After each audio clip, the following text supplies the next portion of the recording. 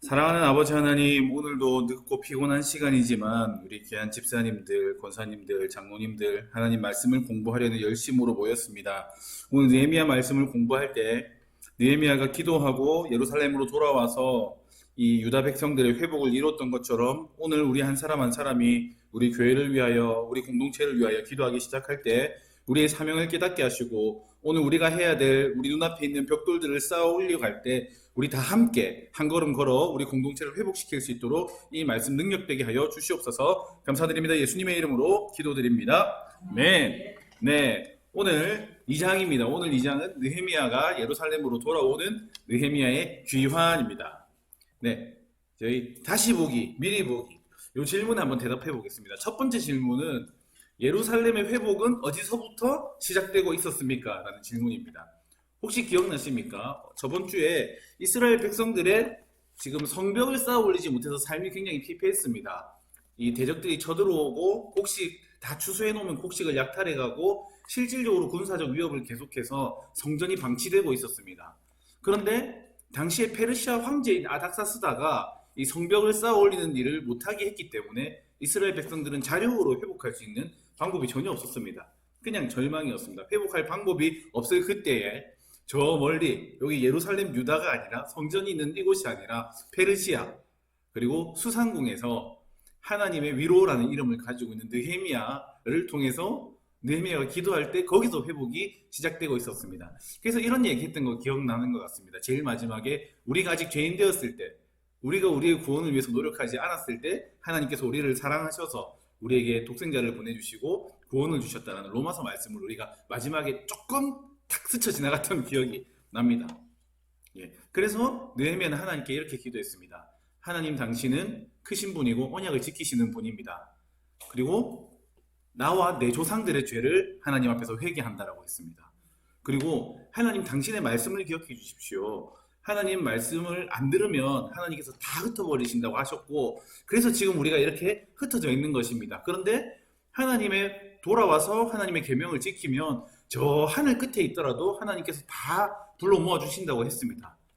그래서 마지막에 제가 그 사람 앞에서, 그 왕 앞에서 은혜를 입게 하여 주시옵소서 느헤미야가 기도했고, 그리고 그때에 느헤미야가 왕의 술 관원이 되었다 했습니다. 네. 자, 오늘은 그 느헤미야가 기도해서 오늘 그 기도가 어떻게 이루어지는지 우리가 볼 텐데, 다시 보기, 미리 보기, 이 부분 제가 한번 읽어보겠습니다. 페르시아의 관리 느헤미야는 어느 날 동생으로부터 예루살렘의 소식을 듣습니다. 이 동생의 이름은 하나니였습니다. 그 땅의 백성들이 환난을 당하고 능욕을 받으며 예루살렘 성은 허물어지고 성문은 불타버렸다는 소식에 느헤미야는 그 아픔에 깊이 공감하며 그 자리에 주저앉아 울고 슬퍼하고 기도하며 금식하기를 시작합니다. 전혀 상관없는, 자기는 이 페르시아에서 태어나서 자라서 술관원이 되었기 때문에 아버지의, 할아버지의 고향인 유다 예루살렘의 상황과 상관이 없었는데 그 아픔에 깊이 공감하고 울고 금식하고 그것으로 끝나지 않고 기도를 시작했습니다. 아닥사스다 왕의 명령으로 성벽 재건이 중단된 절망의 시간, 머나먼 페르시아의 수산궁에서 느헤미야의 기도를 통해 하나님의 위로와 회복이 다시 시작되고 있었습니다. 지난주 함께 공부했던 느헤미야의 기도에서 우리는 느헤미야가 하나님의 말씀과 언약에 기초하여 민족의 아픔과 죄를 자신의 죄와 아픔으로 끌어안고 기도하며 자신의 사명을 깨닫는 모습을 살펴보았습니다. 그리고 그때에, 바로 그때에 왕의 술 관원이 된 느헤미야의 여정은 이제 막 시작되었습니다. 이게 저번 주까지 내용이었습니다. 느헤미야가 기도하지 않았다면, 자기가 술 관원이 됐으면 내가 열심히 노력해가지고 내가 애써가지고 이 자리까지 올라왔겠구나 생각했을 텐데, 오늘 느헤미야가 기도했기 때문에, 이 백성을 위해서 자기가 기도했기 때문에 그때의 술 관원이 되었다는 것은 하나님의 응답이라고 느헤미야는 고백하는 겁니다. 자, 오늘 살펴보게 될 느헤미야 오늘 내용입니다. 2장에서는 4개월 동안 이 문제로 고민하고 씨름한 느헤미야의 모습이 등장합니다. 그 기도를 통해 느헤미야는 위기의 순간을 하나님의 결정적인 순간으로 인식하는, 혹시 영 뭐라고 적혔습니까? 예, 영적인데 저 못하겠습니다. 예, 영적 민감성을 보여줍니다. 그리고 에스라 공부하셨을 때 기억날지 모르겠는데 에스라에 등장했던 게 바로 하나님의 선한 손의 도우심이었습니다. 하나님의 선한 손의 도우심. 그런데 그게 이 느헤미야에도 등장을 합니다. 하나님의 선한 손의 도우심을 받아 하나님이 느헤미야의 마음에 부어주신 하나님의 계획을 이루어 나가기 시작합니다. 민족의 아픔에 깊이 공감했던 느헤미야의 격려에 반응하여 주저앉아 있던 이스라엘 백성들은 일어나 성읍을 건축하자고 외치며 힘을 내어 선한 일을 시작합니다. 오늘 함께 말씀을 공부할 때 우리 안에서 착한 일을 시작하신 이가 그리스도 예수의 날까지 이루실 줄을 확신하며 선한 회복에 동참하며 기도하기를 소망합니다. 아멘. 자, 첫 번째는 1절부터 6절까지인데 여기는 아닥사스다 왕이 승낙하는 장면을 보여줍니다. 요 장면은 이제 느헤미야가 이제 지난주에 저 예루살렘의 상황을 듣고 울며 금식하고 기도하는 그런 장면이었습니다. 자, 오늘 첫 번째로 중요한 게 1절에 나오는 자, 아닥사스다 왕 제20년 니산월이란 말입니다. 니산월.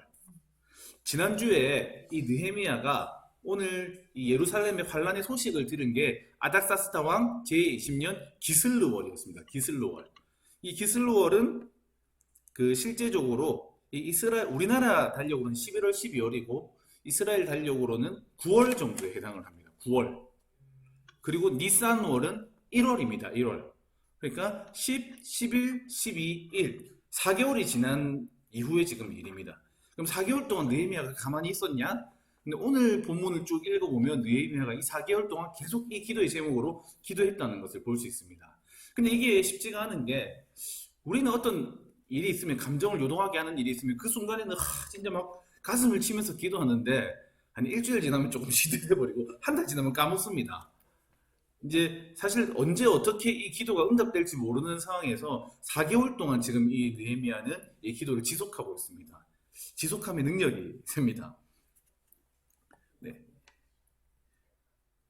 자, 여기 보면 그 다음에 이전에는 수심이 없었더니 한번 이렇게 돼 있는데 오늘 말씀을 잠깐 한번 읽어볼까요? 우리 느헤미야 말씀입니다.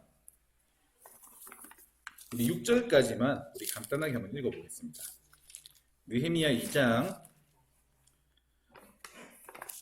1절에서 6절까지 우리 한 절씩 교독하면서 우리 한번 읽어보세요. 제가 먼저 읽겠습니다. 아닥사스다 왕 제20년 니산월에 왕 앞에 포도주가 있기로 내가 그 포도주를 왕에게 드렸는데 이전에는 내가 왕 앞에서 수심이 없었더니 왕이 내게 이르시되 네가 병이 없거늘 어찌하여 얼굴에 수심이 있느냐 이는 필연 네 마음에 근심이 있음이로다 하더라. 그때에 내가 크게 두려워 왕께 대답하되 왕은 만세수를 하옵소서. 내 조상들의 묘실이 있는 성읍이 이제까지 황폐하고 성문이 불탔사오니 내가 어찌 얼굴에 수심이 없사오리까 하니 왕이 이르시되 내가 곧 하늘의 하나님께 묵도하. 왕에게 아뢰되 왕이 만일 좋게 여기시고 종이 왕의 목전에서 은혜를 얻었사오면 나를 유다 땅 나의 조상들의 묘실이 있는 성읍에 보내어 그 성을 건축하게 하옵소서 하였는데 그때에 왕후도 왕 곁에 앉아 있었더라. 왕이 내게 이르시되 네가 몇 날에 다녀올 길이며 어느 때에 돌아오겠느냐 하고 왕이 나를 보내기를 좋게 여기시기로 내가 기한을 정하고 아멘. 오늘 니산월 느헤미야가 이 소식을 들은 지 4개월이 지나고 4개월 동안 기도를 했는데 이전에는 내 얼굴에 수심이 없었더니 이렇게 되어 있습니다. 이 수심이라는 말은 슬픈 빛이라는 뜻입니다. 얼굴에 슬픈 빛이 없었는데 안색이 좋지 않은데 사실 이 왕 앞에서 얼굴 빛이 안 좋으면 큰일이 납니다. 수심이 안 좋을 수가 얼굴 빛이 안 좋을 수가 없습니다. 왜냐하면 그 당시에 이 제국의 황제들은 온갖 살해 위협에 시달리고 있었기 때문에 오늘 내 부하가 이렇게 술을 따라주려고 가지고 오고 있는데 표정이 이러면서 오면 인맥은 내 죽이는 거 아니야? 기분 나쁘면 얘 데리고 나가서 치기뿌라 이렇게 하면 죽습니다. 그래서 이 왕 앞에서는 이 왕의 기분에 따라서 오늘 이 사람들이 언제 죽을지 알지 못합니다. 그래서 언제나 표정을 밝게 해야 됩니다. 그래서 왕이 부르지 않으면 왕후라고 하더라도 함부로 왕 앞에 나설 수가 없습니다. 그래서 우리가 에스더 보면 그 하만이 유대인들을 다 죽일 계획을 짜가지고 오늘 그 모르드게가 그렇게 말하지 않습니까? 네가 지금 왕후가 된 것이 바로 이때를 위함이다.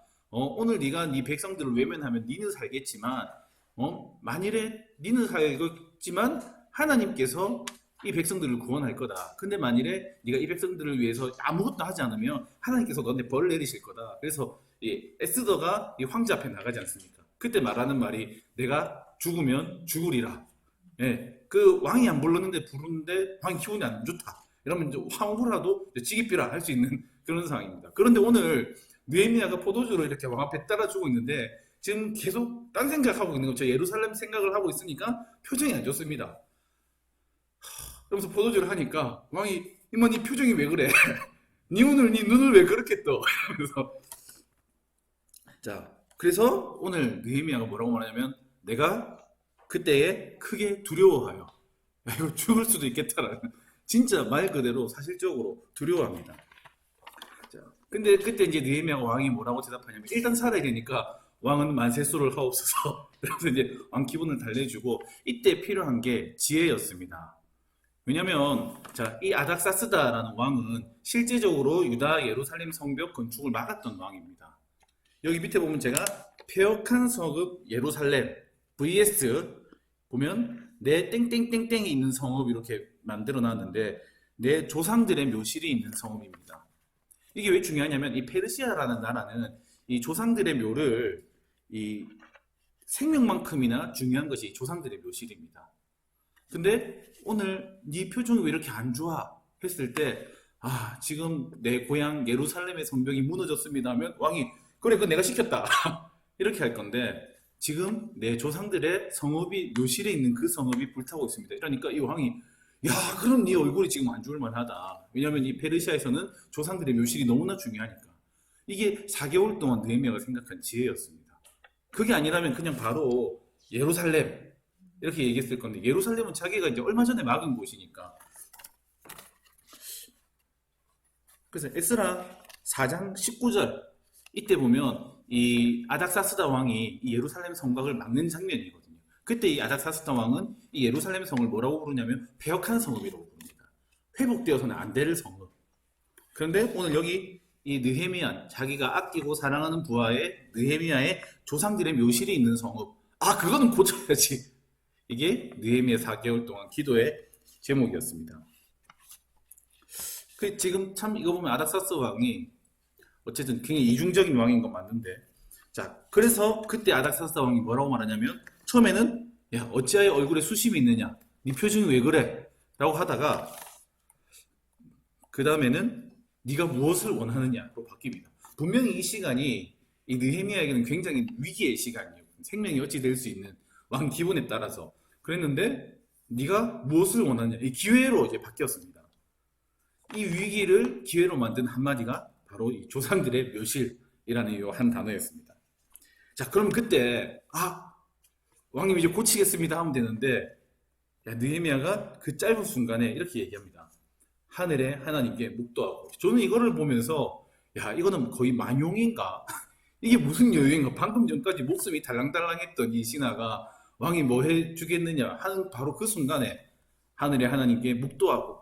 이거를 보면 지금까지 이 4개월의 느헤미야의 기도 시간이 결코 만만치 않았던 시간이라는 것을 결코 허무한 시간이 아니라는 것을 알 수 있습니다. 자, 일이 우리가 이루어지기 전에는 뭔가 되게 열심히 기도를 합니다. 하나님 지금 이 성읍을 회복해야 될 텐데 도움을 주시옵소서. 마지막에 뭐라고 했냐면 내가 이 사람 앞에서 은혜를 입게 해주십시오. 계속 그대를 기도를 했는데 오늘 왕이 그래 내가 뭐 해줄까? 이건 사실 다 넘어온 거거든요. 그러면 그 순간에 기도하는 게 쉽지 않은데 오늘 느헤미야는 그 순간에 지금 뭔가 다 이루어진 것 같은 그 순간에 기도를 했습니다. 자, 그리고 뭐라고 대답하냐면 종이 왕의 목전에서 은혜를 얻었사오며 이 기도 뭐냐면 하나님께 느헤미야가 했던 기도지 않습니까? 내가 이 사람 앞에서 은혜를 얻게 하옵소서. 그런데 왕이 나에게 내가 왕 앞에서 지금 은혜를 얻었사오면 나를 보내서 내 조상들의 이 성읍이 있는 묘실에 있는 성읍을 그 성을 건축하게 보내주십시오. 요 한마디가 4개월 동안 왕한테 그렇게 하고 싶었던 말이었는데 오늘 바로 그 기회가 생긴 겁니다. 자, 그런데 오늘 이 시간이 얼마나 느헤미야가 많이 시뮬레이션을 돌렸겠습니까?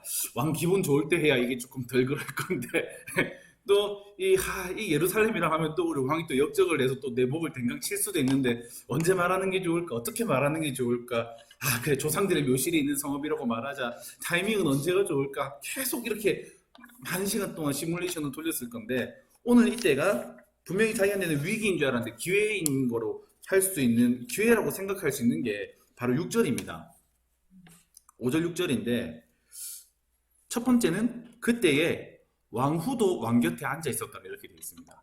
왕후도 이게 무슨 말이냐면 지금 왕이 다른 대신들이랑 같이 직무를 보고 공적인 이렇게 오피셜하게 자기 업무를 보고 있는 시간이 아니라 왕후가 옆에 앉아 있다는 말이 왕이 사적 공간입니다. 그러니까 왕하고 이 왕후하고 느헤미야하고 요 세 명 기껏 해봤자 몇 명밖에 없는 그런 개인적인 시간입니다.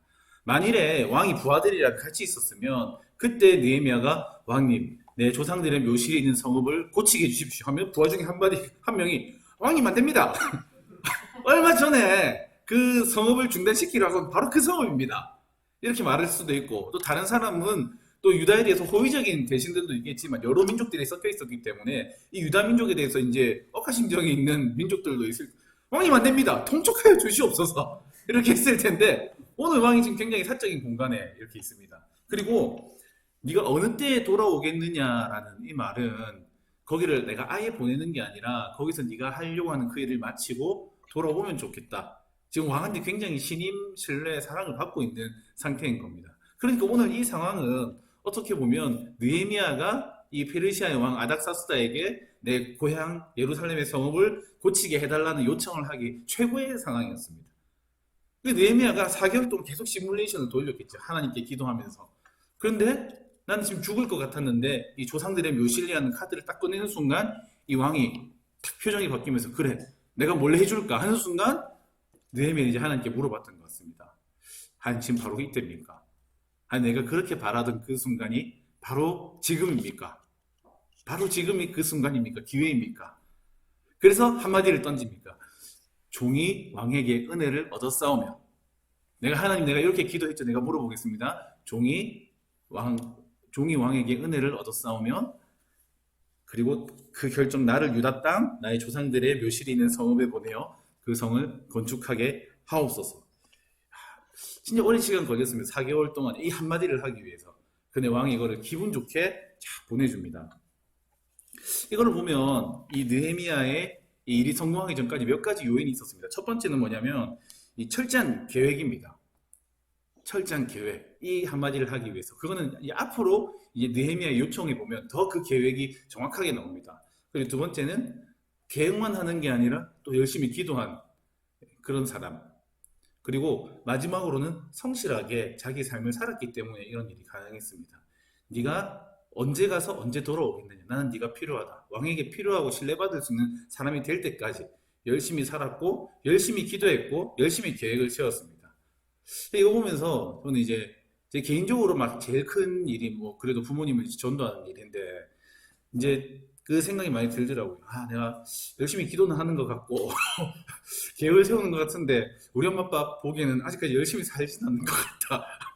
이런 생각을 좀 하게 됐는데 어쨌든 뭐 그렇거든요. 예전에 이제 그 중고등부 학생들 이렇게 보면 수련회 끝나고 나서 하나님께 비전을 받았다, 사명을 받았다. 그래가지고 나는 무슨 의료 선교를 갈 거다, 뭐 의사가 될 거다, 뭐 이런 얘기도 하고 나는 뭐가 되겠다 이렇게 하는데 기도는 엄청 열심히 했는데 공부는 개뿔도 안 합니다.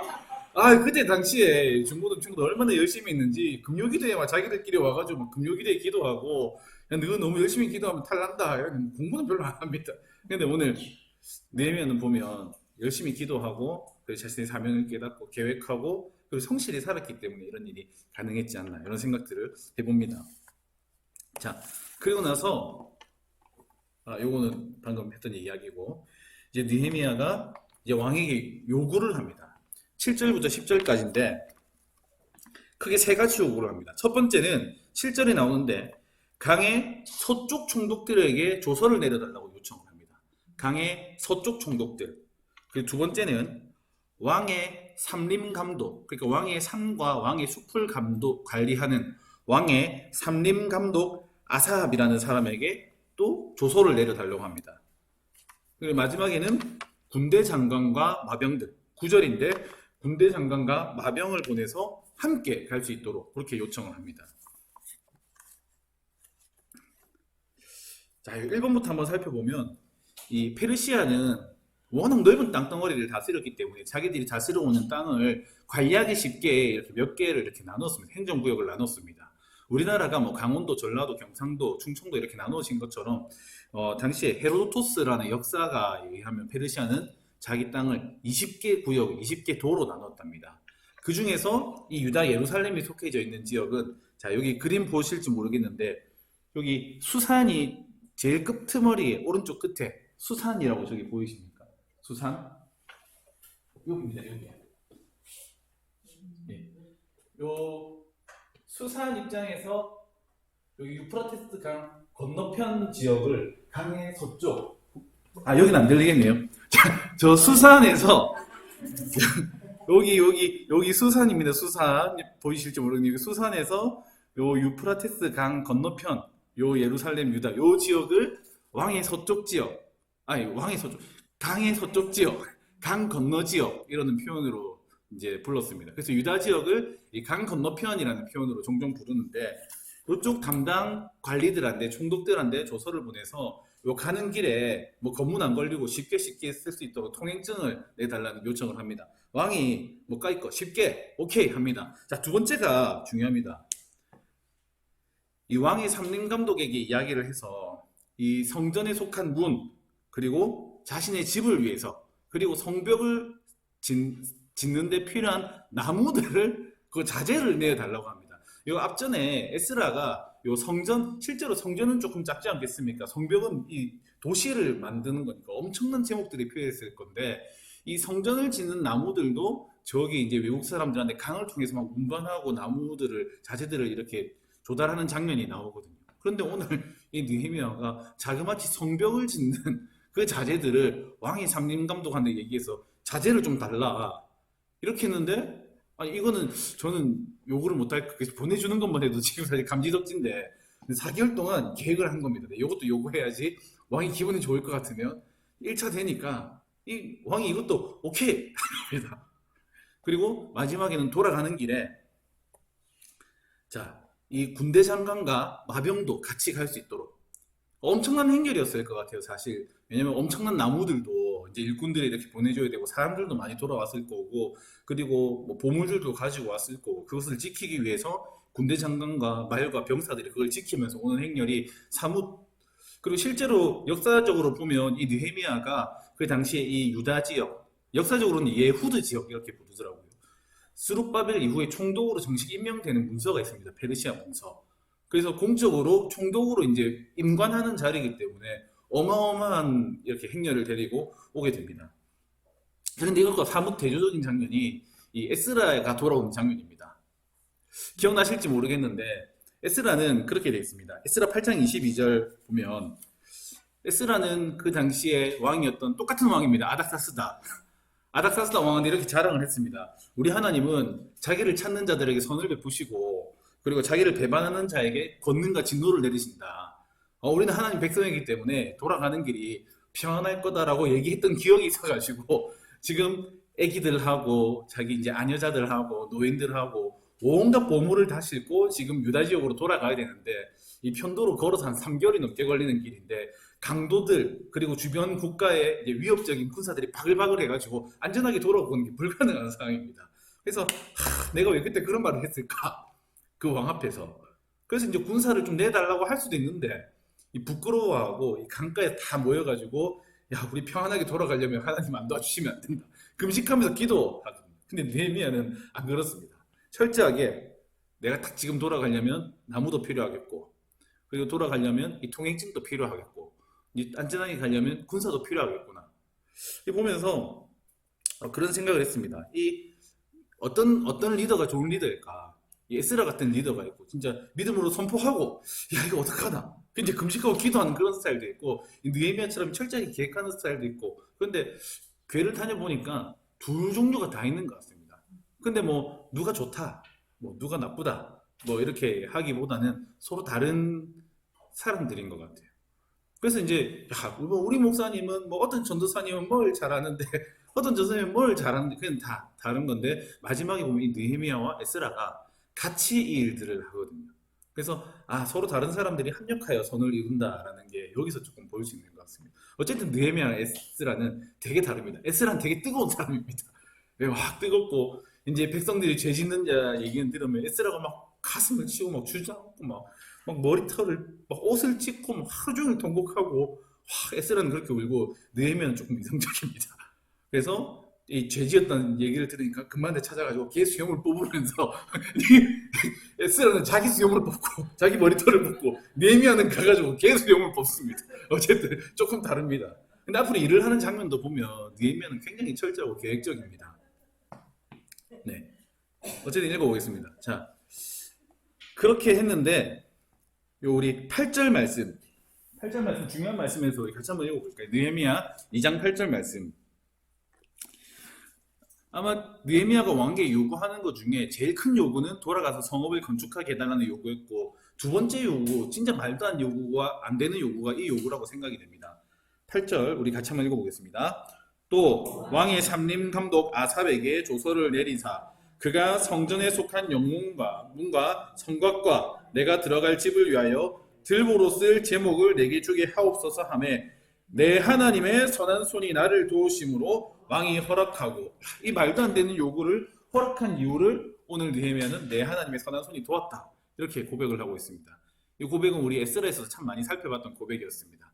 하나님의 선한 손이, 이 아까 전에 그 에스라가 금식하고 이 유다로 돌아올 때도 이렇게 되어 있습니다. 내 하나님의 선한 손이 도우셔서 평안하게 돌아왔다 이렇게 되어 있습니다.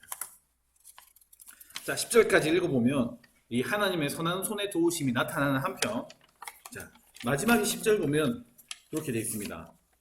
호론 사람 산발랏 그리고 암몬 사람 도비아 아는 사람이 등장해서 이스라엘을 흥왕하게, 이스라엘을 부흥시키려고 하는 사람이 왔다라고 말하면서 근심했다라고 되어 있습니다. 혹시 기억나십니까? 예전에 에스라에서 성전을 건축할 때도 분명히 열심히 성전을 건축하는 막 이런 분위기가 일어나니까 대적들이, 분명히 그 좋은 일에 대적들이 찾아오기 시작했습니다.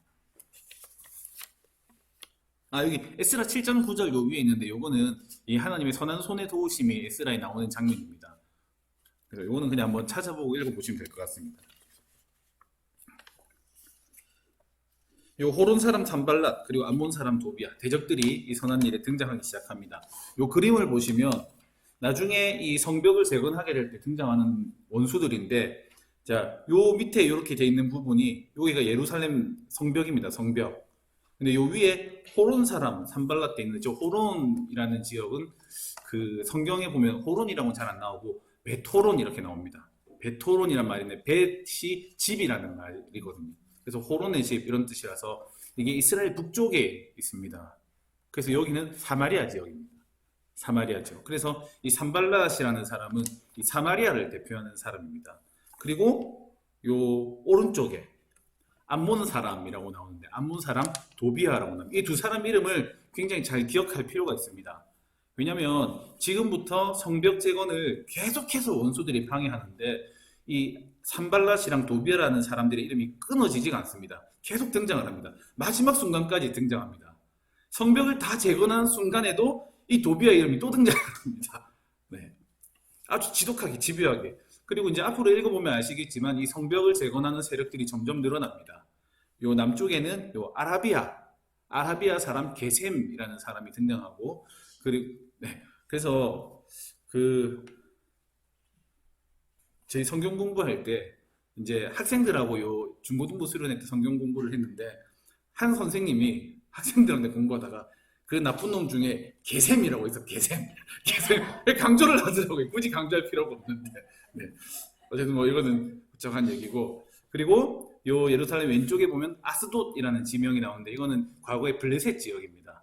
예, 블레셋에 있는 5 성읍 중에 한 성읍이 이제 아스돗인데 이 사람들이 이제 방해를 하게 됩니다. 신명기 요 한번 적어주시겠습니까? 필기해 주십니까? 신명기 23장 3절에서 6절까지 보면 특히 이 암몬 사람에 대해서 하나님께서 말씀하신 게 있습니다. 요 제가 한번 읽어보겠습니다. 암몬 사람과 모압 사람은 여호와의 총회에 들어오지 못하리니 그들에게 속한 자는 10대뿐 아니라 영원히 여호와의 총회에 들어오지 못하리라. 그들은 너희가 애굽에서 나올 때에 떡과 물로 너희를 길에서 영접하지 아니하고 메소포타미아의 부돌 사람 부올의 아들 발람에게 뇌물을 주어 너희를 저주하게 하려 하였으나, 그리고 뒤에 네 평생에 그들의 평안함과 형통함을 영원히 구하지 말지니라. 그래서 그 당시에 이스라엘의 총회, 이스라엘의 몸에 들어올 수 있는 사람들을 보면 애굽 사람도 너희 들어올 수 있다. 몇 대가 지나면 너희 총회에 들어올 수 있다. 그리고 에돔, 에서의 후예들, 에돔 사람들도 너희의 형제다. 그래서 당장은 못 들어와도 3대가 지나면 이 이스라엘의 총회에 들어올 수 있다. 그 이방인들 들어올 수 있다. 그런데 저 암몬과 모압 사람은 너희가 힘들 때 너희를 완전 대적했던 그런 사람들이고 너희를 저주하려고 했던 그런 사람들이다. 그러니까 너희는 평생 그들을 용서하지 말고 저주하지 말고 함께하지 말고 3대, 10대 영원히 그 사람들은 너희 안에 들어올 수가 없다. 이렇게 이제 하나님께서 신명기에 말씀하시는데, 요 에스라에 보면 그 이스라엘 백성들과 통혼했던 사람들이 암몬 사람들이었습니다. 예. 그리고 나중에 보면 이 암몬 사람들이 지금 이 안에 또 같이 살게 되는 일들이 있습니다. 어쨌든 자, 이 성벽의 재건이 의미하는 것은 오늘 이 호론 사람 산발락과 그리고 이 암몬 사람 도비아가 걱정하는 것처럼 이 이스라엘 반대편에 있는 이 유다의 세력 반대편에 있는 사람들에게는 자기들의 세력이 점점 약해지는 것을 의미를 하게 됩니다. 그래서 이 유다의 예루살렘의 반대편 사람들은 필사적으로 이 성벽의 재건을 막으려고 합니다. 이제 영적으로 좀 살펴보면, 그러니까 이 교회가 회복되고 교회가 부흥되고 이 공동체가 뭔가 세워지는 일을 누군가는 강렬하게 막을 수밖에 없습니다. 그래서 회복 이렇게 했을 때 우리 입장에서는 별로 그렇게 큰 문제가 아닐 수 있는데 이 사단 입장에서는 굉장히 심각한 일입니다. 그래서 공동체가 진짜 회복되면 그냥 사람들이 많이 모이고 잘 놀고 이렇게 하는 데는 사단이 별로 방해가 없습니다. 그런데 공동체가 진짜 영적으로 뭔가를 회복하려고 하면 사단이 방해를 안 할 수밖에 없습니다.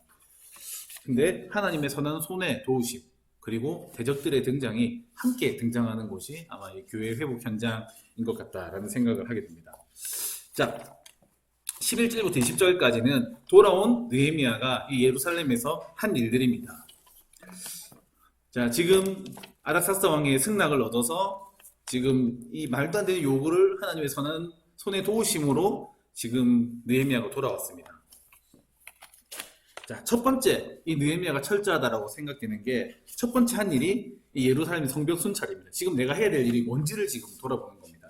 이 빈칸은 첫 번째 보면 이 골짜기 이문으로 나가서 이 용정이라는 거는 영어로 보니까 이 드래곤 웰 이렇게 되어 있습니다. 그래서 진짜 용이 있다고 그 당시에 이스라엘 백성들이 용이 있다고 생각되는 우물입니다. 용의 우물 이렇게 되고, 그 다음으로 간 곳이 보면 분문이라고 되어 있습니다. 분문. 이 분문은 분뇨할 때 그 분입니다. 그래서 이 성전이나 이 안에 있는 오물 그리고 똥, 배설물 이런 것들을 내보내는 문이 분문이었습니다. 그리고 샘문, 왕의 샘 이렇게 되어 있습니다. 자, 요 밑에 그림 보시면 뭐 요게 그림이 워낙 인터넷 찾아보니까 많아가지고 정확하게 알 수 없는데 대충 이렇게 위아래로 길쭉한 모양의 성벽이 느헤미야 시대의 성벽이라고 합니다. 여기 보면 왼쪽에 있는 여기가 골짜기 문입니다. 골짜기 문. 여기로 나가서 이 용정이 요 밑에 있습니다. 밑에. 그래서 여기로 나가서 이렇게 돌아서 여기 분문 그리고 샘문 이렇게 해서 가려고 하는데 여기는 막혀서 못 가고 한 바퀴 삥 돌아가지고 다시 골짜기 문으로, 네, 골짜기 문으로 나가서 밑으로 삥, 골짜기 문 나가서 밑으로 삥 이렇게 돌아가지고 다시 골짜기 문으로 이렇게 왔다고 되어 있습니다. 지금 얼마나 허물어졌는데 어디를 고쳐야 되는지 지금 이 느헤미야가 살펴본 겁니다. 자, 그러면서 이렇게 되어 있습니다. 느헤미야가 내 하나님께서 예루살렘을 위해 무엇을 할 것인지 내 마음에 주신 것을 내가 그때는 사람들에게 알리지 아니하였다 이렇게 되어 있습니다. 지금 느헤미야라는 사람이 왔는데 지금 이 도비아와 호론 사람 산발랏이 지금 뭐하러 왔을까? 뭔가 예루살렘을 부흥시키러 온 것 같은데 지금 근심하고 있습니다. 그런데 오늘 느헤미야는 자기가 뭐 때문에 왔는지는 아직 밝히지 않고 지금 내가 어떻게 일을 해야 될 건지 쭉 돌아보면서 어디를 어떻게 보수해야 될 건지 살피고 있습니다. 근데 여기 표현이 내 하나님께서 예루살렘을 위해 무엇을 할 것인지 내 마음에 주신 것, 내 마음에 주신 것. 그러니까 이게 기도했을 때 하나님께서 느헤미야에게 주신 사명이었습니다. 그때 분명히 기도 내용에는 그냥 왕의 목전에서 은혜를 얻게 해달라고 했는데 이 보면 느헤미야가 예루살렘으로 돌아와서 성벽을 재건하고 이 이스라엘 백성들이 하나님의 계명을 잘 지키는 그런 백성으로 되게 하려는 그 사명, 그걸 하나님께서 주셨구나라고 추측을 할 수 있었는데 요거를 보니까 하나님께서 어떤 마음을 분명히 주셨다는 것들을 우리가 깨닫게 됩니다. 네. 자, 그렇게 해서 오늘 느헤미야는 드디어 백성들을 모아두고 이 얘기를 합니다. 자, 첫 번째는 우리가 당한 공경은 너희도 보고 있는 바라. 여기 중요한 게 공감입니다. 공감. 왜 공감이라는 말을 썼냐면 이 사람들은 열심히 성벽 재건을 하려고 노력하다가 지금 좌절에 부딪혔습니다. 방법이 없습니다. 혹시 그거 보셨을지 모르겠는데 예전에 영화 보면 살인의 추억 이렇게 봉준호 감독 저 화성연쇄 살인 사건 살인의 추억 영화 보면 송강호가 그 시골에서 화성에서 열심히 이렇게 일을 하는 형사인데 저 서울에서 무슨 과학수사한다는 형사 한 명이 내려와가지고 같이 이 사건을 수사하게 됩니다. 그때 송강호가 했던 말이 이겁니다. 저 서울에서 뭐 과학수사 한다는 놈 하나 내려와가지고 지금 여기를 망치고 있다. 지가 뭘 한다고. 이스라엘 백성들 입장에서 비슷한 마음일 것 같습니다. 얘들이 성벽을 재건하려고 안 했던 게 아니라 재건하려고 했고 근데 왕의 명령에 맡겨서 지금 막혔습니다. 그런데 저 총독 하나 와가지고 자 성벽을 쌓아올리자 하면 이스라엘 백성들 입장에서 네가 뭘 하냐? 네가 우리가 얼마나 힘들었던 거 아냐? 라고 얘기를 할 수 있을 것 같습니다. 그런데 오늘 느헤미야가 그 전에 뭘 했냐면 성문이 어떻게 불탔고 성벽이 어떻게 무너지고 지금 어떤 상태로 처참하게 무너져 있는지 지금 다 봤습니다. 그래서 백성들한테 설명을 해주는 겁니다. 보니까 저 골짜기 문은 지금 여러분 어떻게 되는지 아십니까? 이렇게 지금 완전 무너져 있습니다. 저기 샘문 성벽은 어떻게 불탔는지 아십니까? 이렇게 불타서 거기는 가루밖에 남아있지 않습니다. 거기서 올라가는 길은 너무 많이 무너져서 짐승 타고는 도저히 갈 수도 없는 그런 길이 돼버렸습니다. 지금 우리가 당하고 있는 공경과 수치는 사실 우리 모두 잘 알고 있지 않습니까? 딱 이렇게 얘기하니까 이 백성들 입장에서 야, 얘가 지금 우리 마음을 알고 있구나. 지금 우리가 얼마나 낙심된 상황인지 알고 있구나. 이 백성들은 이제 공감을 얻었습니다. 그러면서 이제 격려를 합니다. 자, 이제 우리가 다시 예루살렘 성을 건축해서 수치를 당하지 말자. 이거 가지고는 부족합니다. 이스라엘 백성 입장에서는 그래 우리 마음 알아주는 건 알겠는데 그것만 해도 사실 큰 위로거든요. 지금 얼마나 힘들었습니까? 다 봤습니다. 우리 같이 힘듭니다. 라고 얘기해 주는 것만 해도 힘든데 이제 새롭게 다시 건축하자. 그런데 그거 어려운 거 알고 있지 않습니까? 그때 이제 영적으로 도전을 합니다. 여기 동기부여되어 있는데 영적 도전이란 말이 조금 더 잘 어울릴 것 같습니다.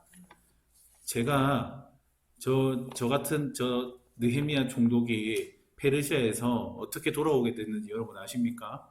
오늘 여기가 완전 무너졌다는 얘기를 듣고 제가 4개월 동안 기도했습니다. 그리고 이 성벽 공사를 정면으로 막았던 그 아닥사스다 왕에게 제가 가서 이 성벽을 재건하겠다고 했습니다. 그리고 하나님의 선한 손의 도우심을 얻어서 그 왕이 여기 필요한 자재들까지 다 내줬습니다. 군사들도 보내주고 마병들도 보내줬습니다. 이 일을 할 수 있도록 전폭적으로 지지해 주셨습니다. 하나님의 선한 손의 도우심이 있었습니다. 이 얘기를 들으니까 이스라엘 백성들이 이 일을 그 70년 전에 성전을 재건했던 일을 하나님의 선한 손의 도우심이 도우셨던 것처럼 오늘 지금 이 성벽의 재건을 우리 하나님께서 도와주고 계시는구나 라고 생각하고 이렇게 말합니다. 일어나서 건축하자. 백성들이 다 한마음으로 일어나서 건축하자. 힘을 내어서 이 선한 일을 하자 라고 이야기합니다.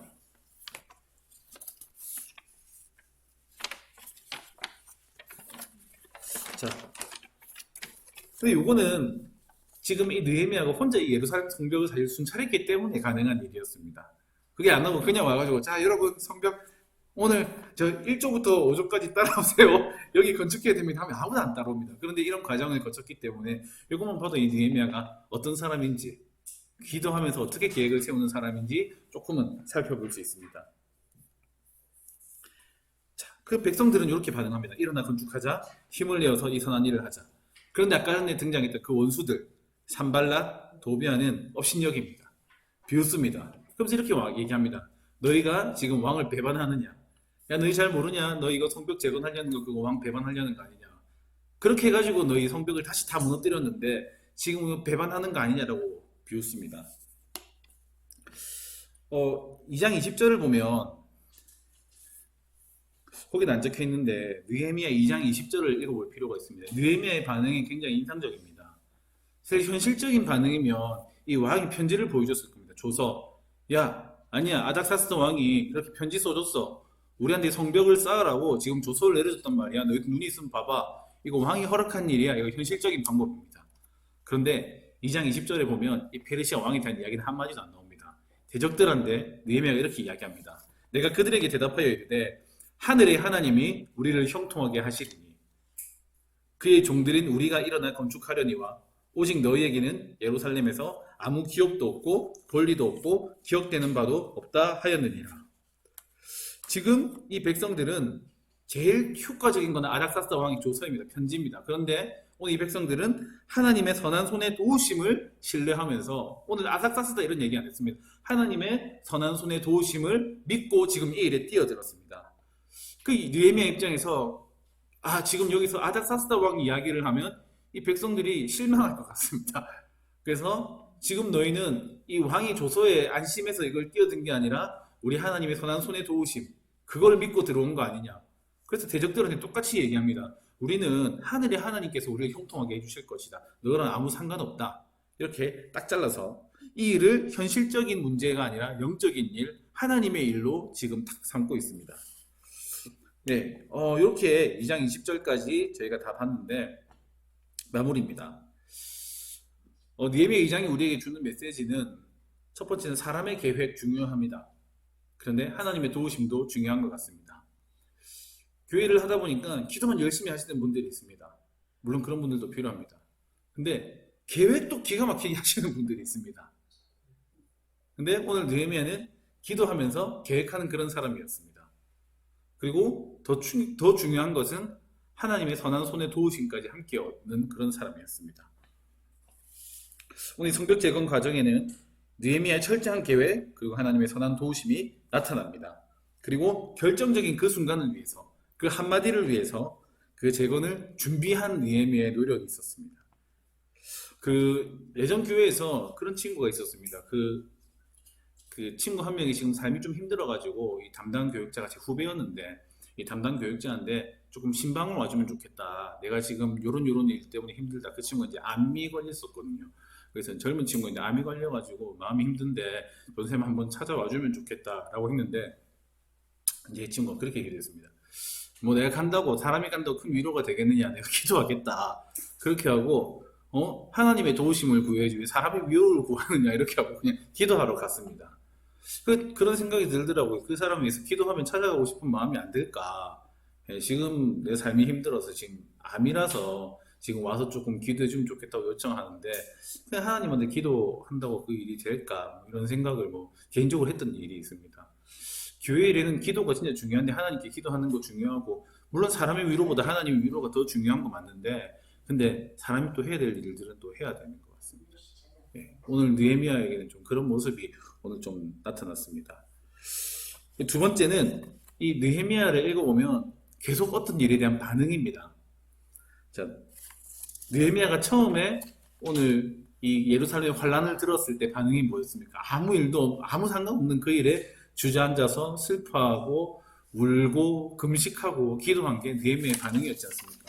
오늘 이스라엘 백성들도 마찬가지입니다. 오늘 느헤미야가 오늘 열심히 이거 성을 쌓아보자 했을 때 백성들은 그래 우리가 일어나서 건축하자 우리가 힘을 내서 선한 일을 하자라는 반응이 있었고 이 얘기를 듣고 또 원수들은 야 지금 비웃고 조롱하고 업신여기고 너희가 왕을 배신하느냐 이렇게 얘기했습니다. 이 아닥사스다 왕이 느헤미야에게 네 얼굴이 표정이 오늘 왜 이래 하다가 내가 지금 뭘 해줄까 라고 얘기했을 때 오늘 느헤미야는 바로 얘기한 게 아니라 하늘의 하나님께 묵도했습니다. 잠깐 기도했습니다. 참 우리 삶의 반응이라는 게 중요한 것 같습니다. 어떤 일을 할 때 지금 이 순간이 영적인 순간인지 인간의 생각으로 진행할 수 있는 순간인지 이 순간이 위기인지 이 순간이 기회인지 지금 회복할 때인지 지금 무너뜨릴 때인지 어떤 사람의 이야기를 듣고 상황을 보며 반응할 수 있는 선한 반응을 할 수 있는 그 지혜가 있다면 오늘 우리에게 뭔가 회복의 실마리가 펼쳐지지 않을까 이런 생각을 합니다. 이건 2장 20절이었고 네, 마무리하겠습니다. 예전에 설교 듣는데 어떤 목사님이 그런 얘기를 했습니다. 우리 인생을 망가뜨리는 거는 우리 주변에 일어나 있는 굉장히 힘든 여러 가지 상황이 아니고 그 상황에 대한 우리의 반응이다. 이런 얘기를 하더라고요. 진짜 상황이 힘들어도 그 상황 때문에 넘어지는 사람은 별로 없습니다. 상황이 힘들어도 그 상황에 긍정적으로 선한 방법으로 하나님의 열심으로 도우심으로 반응하는 사람들이 있습니다. 그런데 아무리 좋은 상황이라도 거기에 대한 우리의 반응이 엉망이면 그 사람의 인생이 나락으로 가게 되더라고요. 오늘 이 회복의 순간에 우리가 하나님께 선하게 반응할 수 있는 우리가 될 수 있기를 바라고 그리고 느헤미야가 4개월 동안 기도하면서 오늘 이 일들을 준비했던 것처럼 오늘 우리가 기도하며 우리가 어떤 일을 해야 될지 고민할 수 있는 그런 시간이 될 수 있으면 좋을 것 같습니다. 자, 다음 주는 우리가 이제 3장을 공부하게 됩니다. 3장은 얼핏 읽어보면 진짜 재미가 없습니다. 이번 주에 3장을 좀 읽어보시되 3장을 읽어보면 이제 성벽을 진짜 쌓는데 계속 그 얘기입니다. 어디서부터 어디까지는 누가 해라. 그 다음에 어디서부터 여기까지는 누가 해라. 그 다음에 어디서부터 어디까지 또 누가 해라. 그것만 쭉 늘어나 있어가지고 진짜 의미 없어 보이는 그 명단 에스라 느헤미야에서 의미 없어 보이는 명단이 등장하는데 참 여기서 의미를 발견하기가 쉽지 않았습니다. 그런데 여기서 내일 또 같이 공부할 수 있기를 바랍니다. 그 명단 속에서 이 느헤미야의 또 철저한 계획성을 또 우리는 볼 수 있습니다. 네, 그럼 제가 잠깐 기도하고 오늘 마무리하도록 하겠습니다. 뭐 특별한 질문은 없으시지요? 네. 특별히 오늘 간식 마련해 주신 안지성 장군님 감사드립니다. 네, 잠깐 기도하겠습니다.